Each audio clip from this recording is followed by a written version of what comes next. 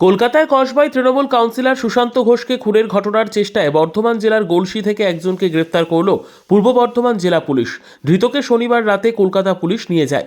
কলকাতার কসবায় তৃণমূল কাউন্সিলর সুশান্ত ঘোষকে খুনের ঘটনার চেষ্টায় পূর্ব বর্ধমান জেলার গলসি থেকে একজনকে গ্রেফতার করল পূর্ব বর্ধমান জেলা পুলিশ। প্রাথমিকভাবে পুলিশ জানতে পেরেছে ধৃতের নাম আফরোজ খান ওরফে গুলজার খান।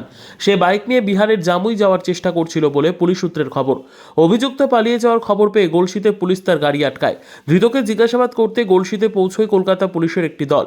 পুলিশ সূত্রে জানা গিয়েছে, প্রযুক্তি ব্যবহারের মাধ্যমে দেখা যায় বাইকে করে হাওড়া পার করে বর্ধমানের দিকে পালাচ্ছে আফরোজ ওরফে গুলজার। শনিবার সেই মোতাবেক কলকাতা পুলিশ বর্ধমান পুলিশকে সতর্ক করে।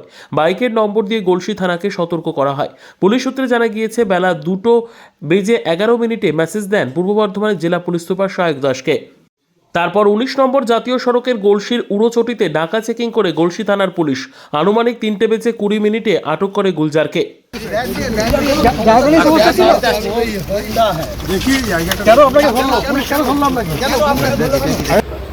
আপনার জায়গা কি দখল করেছিল?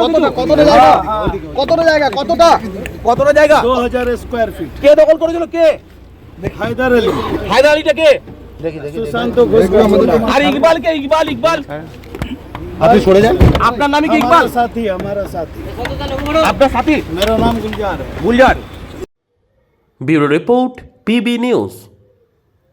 ইভল্যান্ড নার্সিং হোম, এখানে যে কোনো রকমের চিকিৎসার বিশ্বস্ত প্রতিষ্ঠান। খুবই কম খরচে বিশ্বমানের চিকিৎসা প্রদান করে থাকে।